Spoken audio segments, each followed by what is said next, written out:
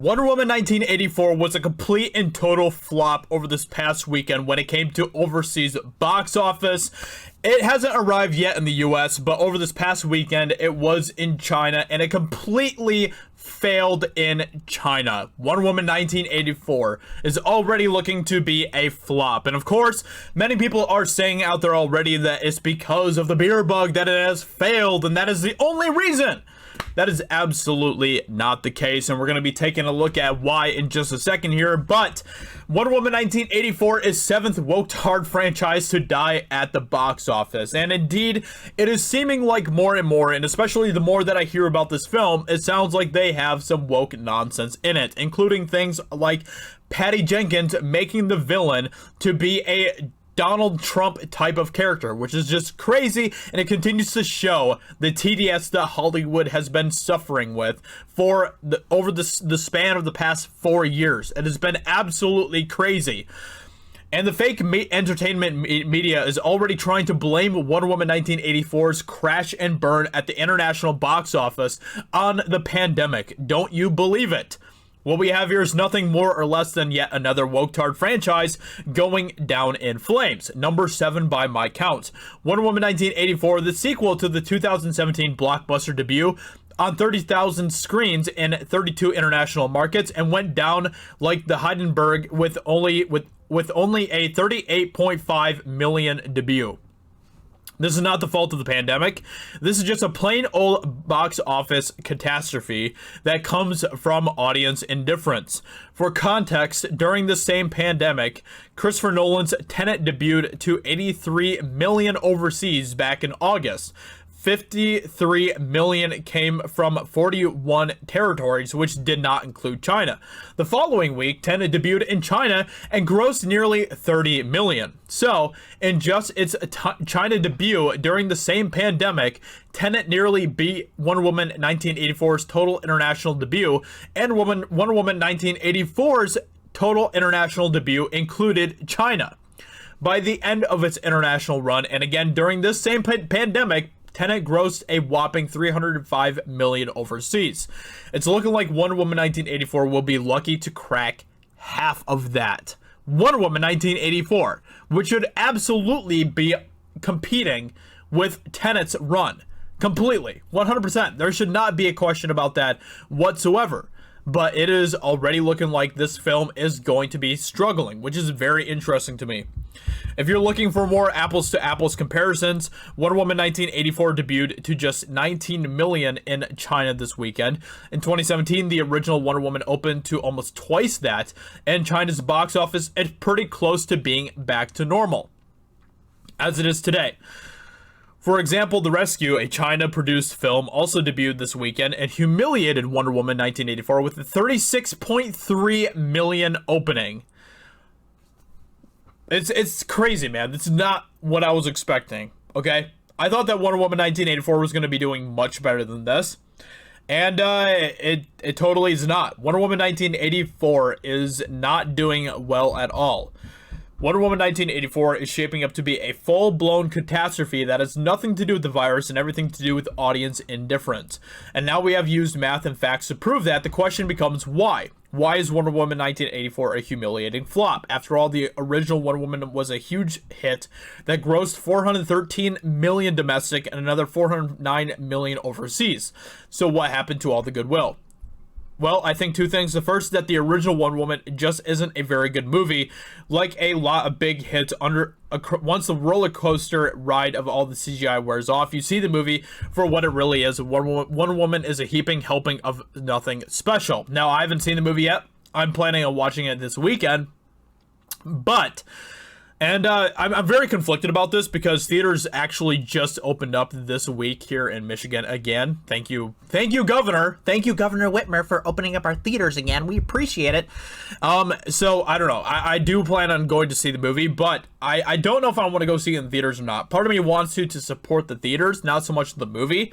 The other part of me is like, well, I might as well just watch it at home if it's gonna be filled with a bunch of TDS nonsense, like it seems like it is.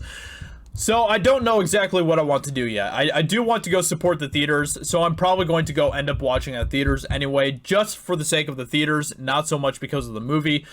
So that's probably what is going to be happening this weekend, but I will definitely let you guys know when I do watch the movie what I think about it.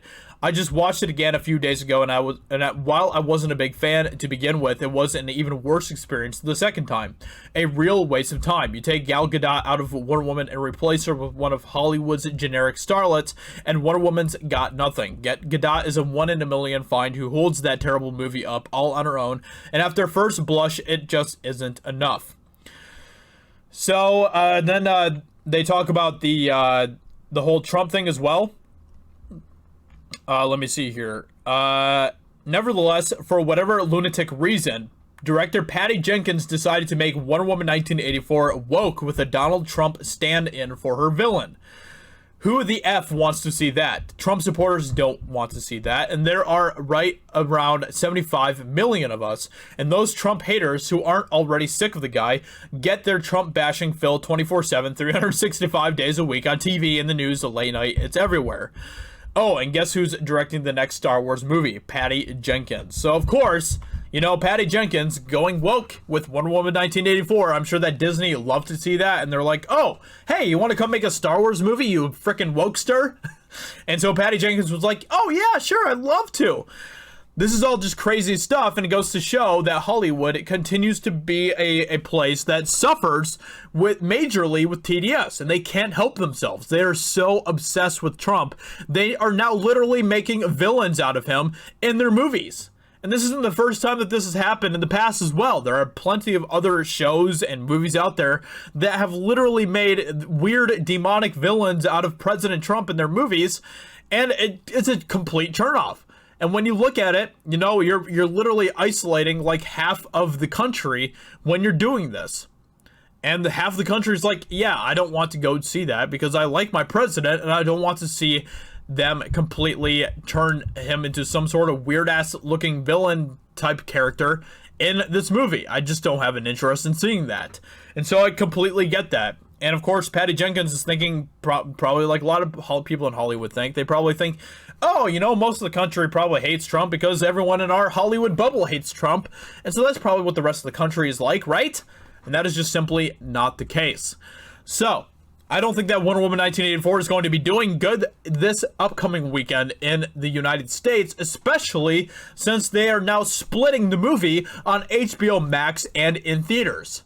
That is a terrible decision. It is a terrible decision for theaters, especially. Theaters are going to be suffering for this, and I think I even heard that theaters, at least some theater companies, are planning on basically hitting back at Hollywood or Warner Brothers a little bit for this by reducing the ticket prices for Warner Brothers movies that are going to be released in their theaters, which is honestly a good idea. I think that they should absolutely do this because Warner Brothers' plan to release all of their movies 50-50 on theaters and on HBO Max is just not a good idea.